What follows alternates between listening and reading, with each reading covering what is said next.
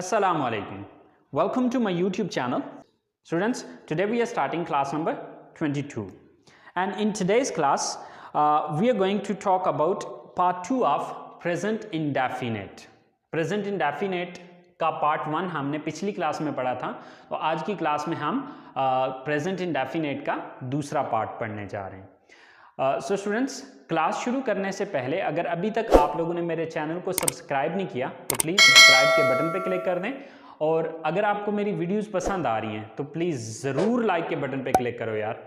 और अगर आपको सीखने को मिल रहा है इन क्लासेस से तो अपने दोस्तों के साथ भी शेयर करें, ताकि ये नॉलेज सिर्फ आप तक महदूद ना रहे बल्कि उन तक भी पहुँच सके। और अगर आपको कोई मसला मसाइल हो रहा है तो प्लीज़ कमेंट्स बॉक्स में जाके ज़रूर कमेंट्स करें। तो चलें गाइस, हम स्टार्ट करते हैं पार्ट 2 प्रेजेंट इंडेफिनेट का। So students, present indefinite part 2, right. अब पार्ट 2, जैसे कि पिछली क्लास के अंदर मैंने बताया था आपको कि पार्ट 2 जो उसमें सब्जेक्ट यूज होंगे वो सब्जेक्ट होगा he, she, it and singular noun. अच्छा, इसकी डेफिनेशन, इसकी पहचान सब कुछ सेम वैसे ही है जो कि आप पिछली क्लास में पढ़ चुके हैं। अब वहां पर जो सिर्फ फर्क आता है वो सिर्फ आता है स्ट्रक्चर के अंदर। जो डिफरेंस आ रहा है वो स्ट्रक्चर में आ रहा है। स्ट्रक्चर में डिफरेंस क्या आ रहा है? अब इस स्ट्रक्चर में यानी कि जब सब्जेक्ट ही, शी, इट या सिंगुलर नाउन होगा तो वहां पर फर्क सिर्फ इतना आएगा कि वर्ब की फर्स्ट फॉर्म के साथ एस या ईएस लगाया जाएगा, बाकी सब कुछ वही है। अगर आप पार्ट 1 की स्ट्रक्चर को देखें तो उसमें क्या था? Subject plus first form plus object. अब आज की स्ट्रक्चर में फर्क सिर्फ इतना है कि यहां पे हम क्या करें, सब्जेक्ट फर्स्ट फॉर्म एस या ईएस के साथ। सिर्फ ये चीज, एक जो नई चीज या चेंज आ रहा है वो सिर्फ इस चीज का है और कोई डिफरेंस नहीं है। पार्ट 1 और पार्ट 2 में कोई लंबी चौड़ी कहानी नहीं है, कोई लंबा चौड़ा डिफरेंस नहीं है। फर्क सिर्फ आता है एस या ईएस का, दैट्स इट। इसके अलावा इसमें कोई चेंज नहीं है, बाकी वही है। अगर आप एस या ईएस को हाइड कर देते हैं या यहां से रिमूव कर देते हैं तो ये स्ट्रक्चर आपकी पार्ट 1 की बन जाएगी, ठीक है। और अगर आप एस या ईएस को छोड़ देते हैं यानी कि लगा देते हैं, यहां पर लिख देते हैं, तो ये क्या हो जाएगा? ये पार्ट 2 की स्ट्रक्चर बन जाएगी, ठीक है।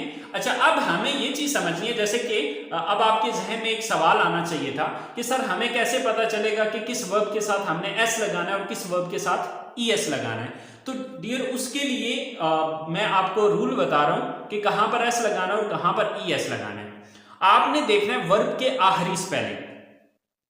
अगर वर्ब के लास्ट स्पेल जो है वो एस, एसएच, सीएच, एक्स या ओ, इनमें से कोई भी आखिरी स्पेल में से आ रहा है तो उसके साथ आप ईएस का इजाफा करेंगे। यानी कि जितने भी वर्ब्स जिनके लास्ट पर इन 5 में से कोई भी स्पेलिंग आ रहा है तो उसके साथ आपने क्या करना है? ईएस का इजाफा करना है, वरना सिर्फ एस का, ठीक है। ईएस का इजाफा कहां पर होगा? जहां पर वर्ब के आखिरी spell s, sh, ch, x या फिर ओ, इनमें से इन 5 में से जो भी लास्ट स्पेल जिस वर्ब के एंड पे आ रहे होंगे वहां पर हमें ईएस लगाना होगा, वरना हम सिर्फ एस का इजाफा करेंगे। मिसाल के तौर पे टीच। अब ये टीच है तो इसके आखिरी जो 2 स्पेल हैं वो क्या है? C h. तो ये देखें सी एच, अगर सी एच आ रहा हो तो उसके साथ किसका इजाफा करेंगे? ईएस का इजाफा करेंगे। तो यहां पर मुझे क्या करना पड़ेगा? ईएस लगाना पड़ेगा, सिर्फ अकेला एस मैं यहां पर नहीं लगा सकता। इसी तरह से फर्ज करें हमारे पास एक वर्ब है गो, तो आप देखिए गो का जो लास्ट स्पेल है वो ओ है, ओ, ठीक है। तो अब इसका आखिरी स्पेलिंग ओ आ रहा है तो इसके साथ फिर मुझे ईएस लगाना पड़ेगा। इसी तरह से हमारे पास एक वर्ब है मिक्स, ठीक है। तो अब मिक्स का जो आखिरी स्पेल है वो एक्स है, ओके। सो अब मुझे यहां पर ईएस का इजाफा करना पड़ेगा जब सब्जेक्ट ही, शी, इट या सिंगल नेम, सिंगुलर नाउन का मतलब होता है एक नाम, ठीक है। सो एक नाम जब होगा तो उस सूरत में एस या ईएस लगाना पड़ेगा। अच्छा, अब ये तो हमने सारे ईएस वाले देखे, 1-2 हम देख लेते हैं जहां पर हमने सिर्फ एस लगाना है। मिसाल के तौर पे हमारे पास जो नेक्स्ट वर्ब है वो है वर्क।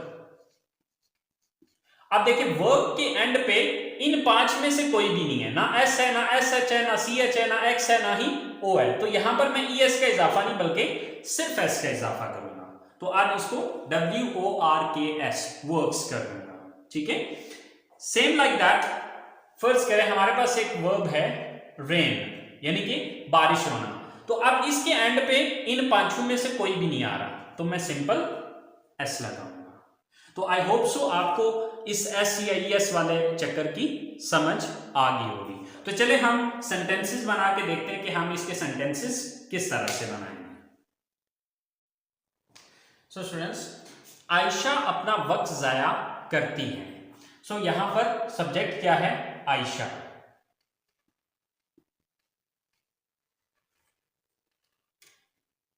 आयशा।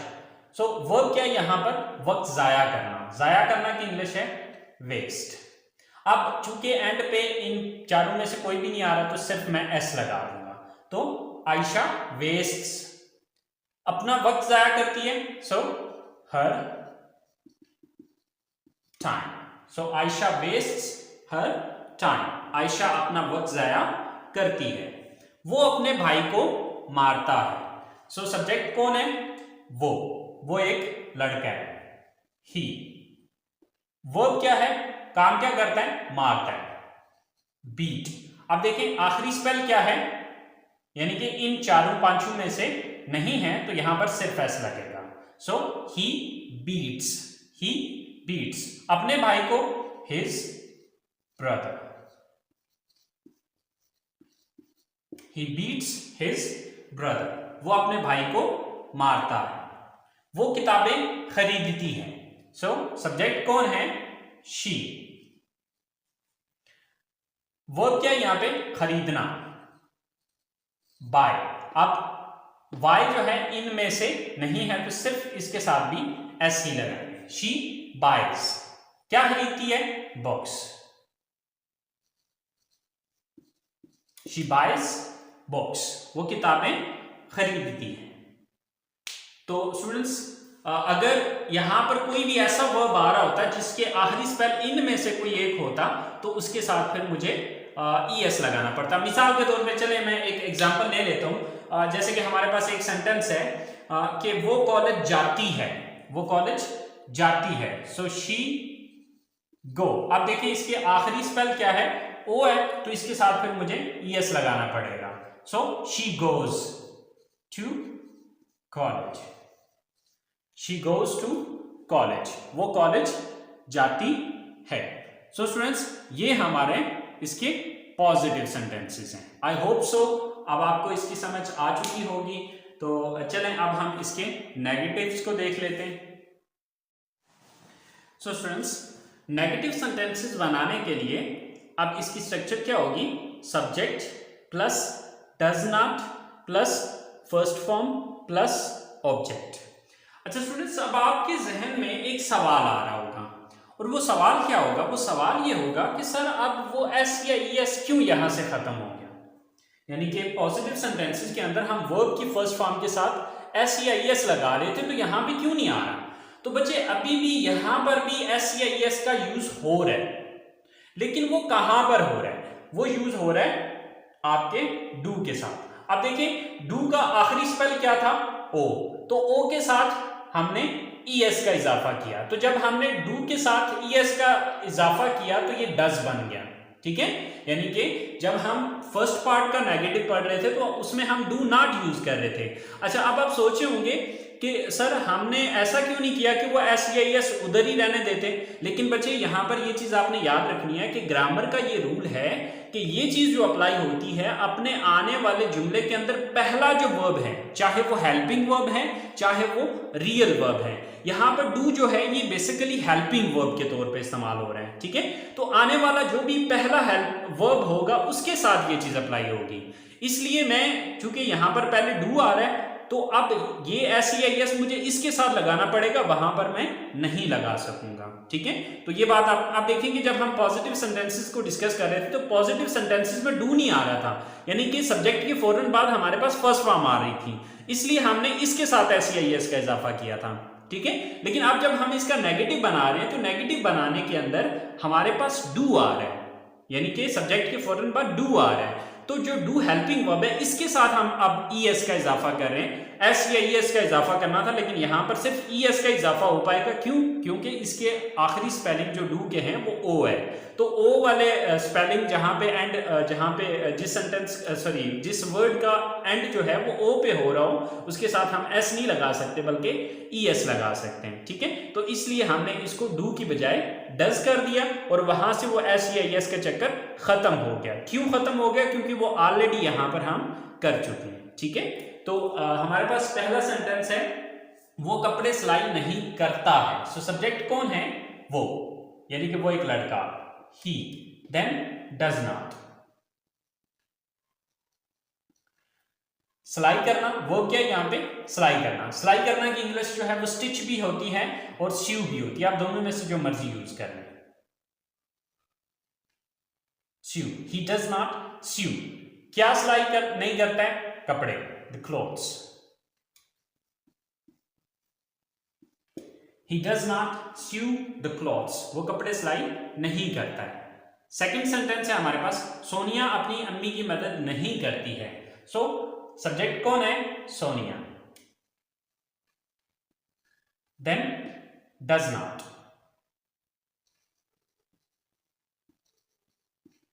वर्ब क्या है यहां पे? मदद करना, help. Sonia does not help. किसकी मदद नहीं करती? अपनी अम्मी की, her mother. So Sonia does not help her mother. इसी तरह से लास्ट सेंटेंस है हमारे पास, वो अपनी पढ़ाई पर तवज्जो नहीं देती है। सो वो लड़की, यानी कि सब्जेक्ट कौन है? वो एक लड़की है, she, then does not. Verb क्या है यहां पे? तवज्जो देना, concentrate. She does not concentrate. किस पर तवज्जो देने की बात हो रही है? अपनी पढ़ाई, her studies. So she does not concentrate on her studies. She does not concentrate on her studies. वो अपनी पढ़ाई पर तवज्जो नहीं देती है।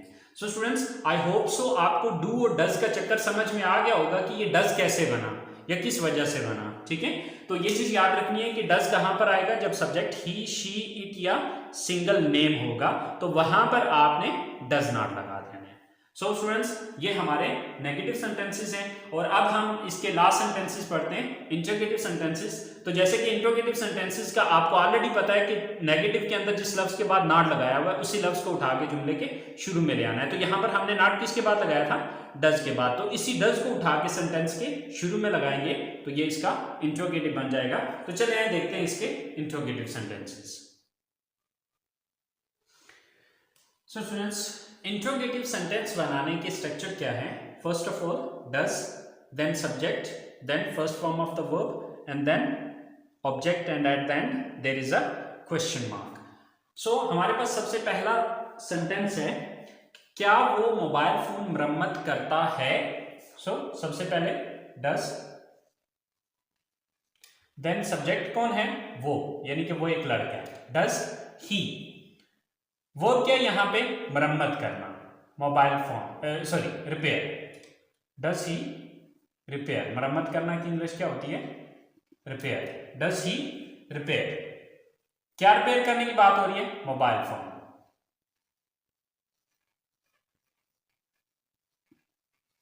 So does he repair mobile phone. क्या वो मोबाइल फोन रिपेयर करता है? सेकंड सेंटेंस है, क्या वो अपने बड़ों से बदतमीजी करती है? चलो सबसे पहले डज, सब्जेक्ट कौन है? वो एक लड़की, शी, डज शी। वर्ब क्या यहां पे? बदतमीजी करना, मिसबिहेव। Does she misbehave. किसके साथ मिसबिहेव करती है? अपने बड़ों के साथ, with her elders. So does she misbehave with her elders? क्या वो अपने बड़ों के साथ बदतमीजी करती है। लास्ट सेंटेंस है हमारे पास, वो क्यों कपड़े धोती है, वो क्यों कपड़े धोती है। अच्छा, अब इस सेंटेंस के अंदर हमारे पास क्वेश्चन वर्ड आ रहा है, तो यहां पर जैसे कि पिछली क्लास में मैंने आपको बताया था कि क्वेश्चन वर्ड जो है वो इसी सिंपल इंटरोगेटिव सेंटेंस के शुरू में आएगा। तो सबसे पहले क्यों की इंग्लिश आएगी, क्योंकि क्यों जो है वो एक क्वेश्चन वर्ड है, ठीक है। तो क्यों की इंग्लिश क्या है, व्हाई। अब इसके बाद ये स्ट्रक्चर लगेगी, why does, why does. Subject कौन है, वो शी। व्हाई डज शी, क्या करती है, काम कौन सा करती है, वर्ब क्या है यहां पे, वॉश, धोती है। व्हाई डज शी वॉश, क्या धोती है, कपड़े। Why does she wash the clothes. So why does she wash the clothes. So students, ये इसके इंट्रोगेटिव सेंटेंसेस हैं। आई होप सो आपको प्रेजेंट इंडेफिनिट टेंस का जो सेकंड पार्ट है वो समझ में आ गया होगा। अगर फिर भी आपको कोई चीज़ समझ में नहीं आई है तो प्लीज़ आप लोग कमेंट्स बॉक्स में जाके कमेंट्स कर सकते हैं। अगर पहला पार्ट समझ आ गया तो पार्ट 1 और पार्ट 2 के अंदर जैसे कि मैंने बताया कि सिर्फ एस या यस का ही डिफरेंस आ रहे हैं, ठीक है। बाकी जो उसकी डेफिनेशन है, जो उसकी पहचान है, वो सब कुछ सेम वैसी ही है जो कि पार्ट 1 की है। तो चलें आज की क्लास को यहीं पे स्टॉप करते हैं। इंशाल्लाह ज़िंदगी रही तो अगली क्लास के साथ हाजिर होंगे। तब तक के लिए अपना बहुत सारा ख्याल रखिएगा, दुआओं में याद रखिएगा। अल्लाह हाफिज़।